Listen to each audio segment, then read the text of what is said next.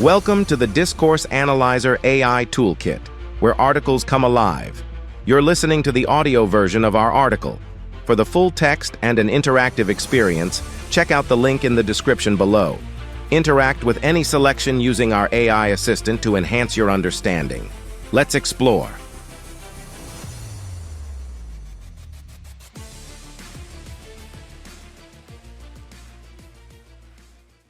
Legal texts in discourse analysis.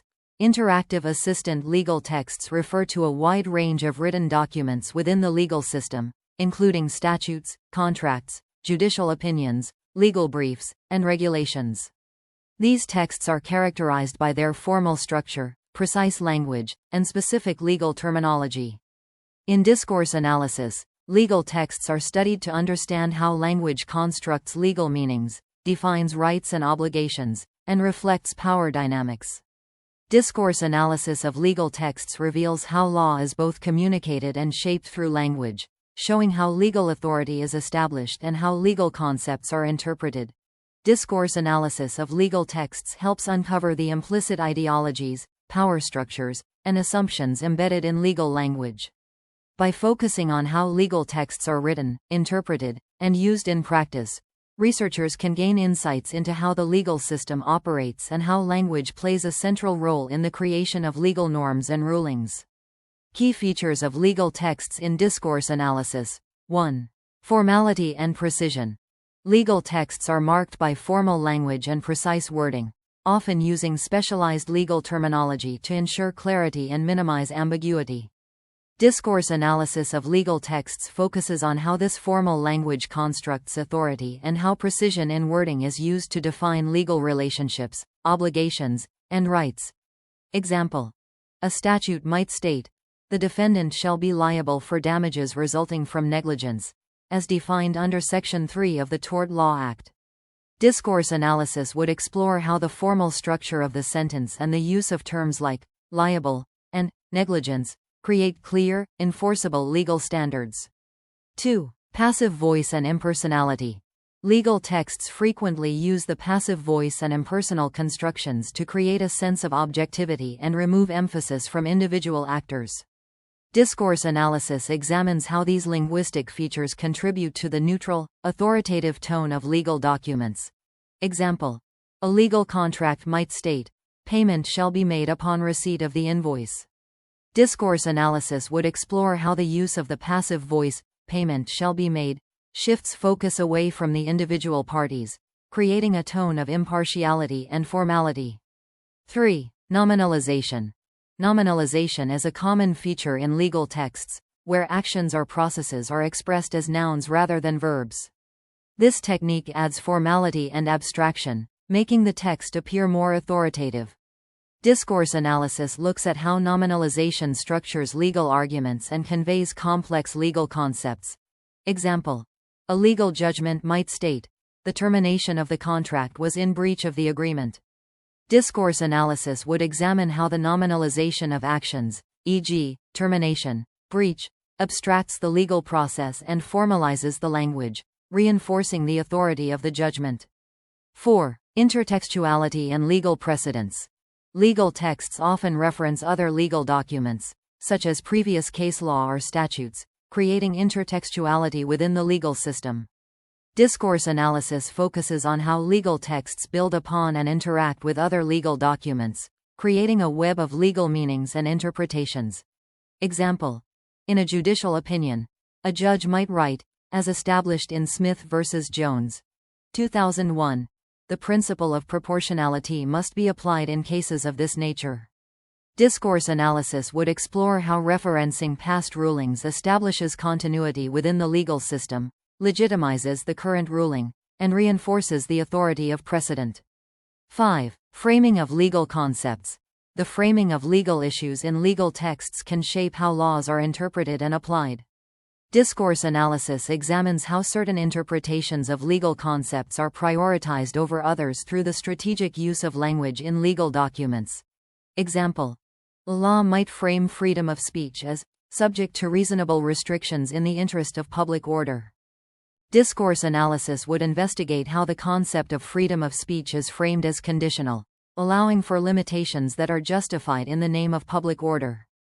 This framing influences how courts interpret the balance between individual rights and state authority.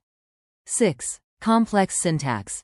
Legal texts are often known for their complex syntax, including long sentences with multiple clauses. This complexity is used to provide detailed, specific information but can also obscure meaning. Discourse analysis looks at how this complexity serves legal purposes and how it impacts the readability and accessibility of legal texts. Example. A legal statute might read, "Notwithstanding any provisions to the contrary, the party in breach shall, within 30 days of receiving written notice of said breach, rectify the situation to the satisfaction of the party not in breach." Discourse analysis would focus on how the complex sentence structure serves to define specific legal obligations but may also make the text difficult for non-experts to interpret. 7. Ambiguity and vagueness. While legal texts strive for precision, they sometimes employ ambiguous or vague language to allow for flexibility in interpretation. Discourse analysis examines how ambiguity is used intentionally in legal texts and how it creates space for different interpretations in legal practice. Example. A regulation might state, "Employers must take reasonable steps to ensure the safety of their employees." Discourse analysis would explore how the term, "reasonable steps," is intentionally vague, allowing for different interpretations depending on the context of the case. This ambiguity gives courts flexibility in applying the law. Methods for analyzing legal texts in discourse. 1. Critical discourse analysis, CDA. Critical discourse analysis, CDA, is useful for examining how legal texts reflect and reinforce power structures and ideologies. CDA looks at how language in legal texts shapes social relations and how legal discourse may privilege certain groups while marginalizing others. Example. A CDA of property law might reveal how the language of ownership and rights reflects capitalist ideologies, prioritizing the interests of property owners over those of tenants or indigenous groups. The analysis would focus on how legal texts construct power relations through language and how these discourses influence legal outcomes. 2. Frame analysis. Frame analysis investigates how legal issues are framed within legal texts, focusing on what is emphasized and what is downplayed. This method looks at how legal texts shape the interpretation of facts, laws, and concepts through specific linguistic choices. Example.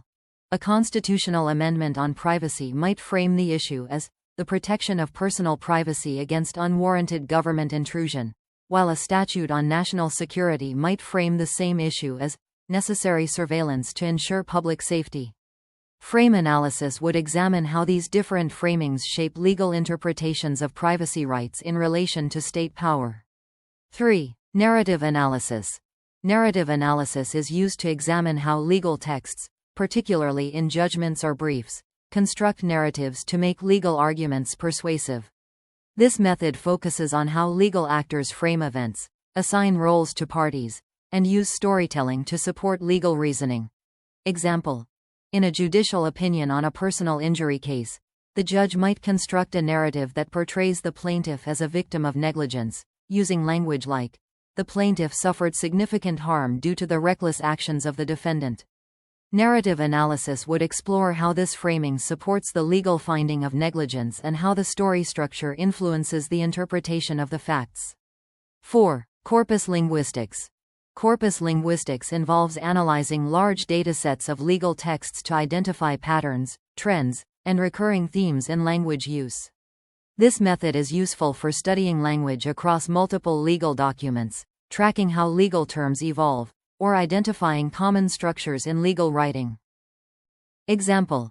A corpus linguistics study of contract law might analyze thousands of contracts to identify the frequency of terms like indemnity, liability, or force majeure.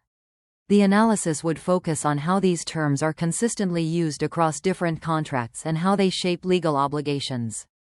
Examples of legal texts in discourse analysis. Example 1. Statutory language in environmental law.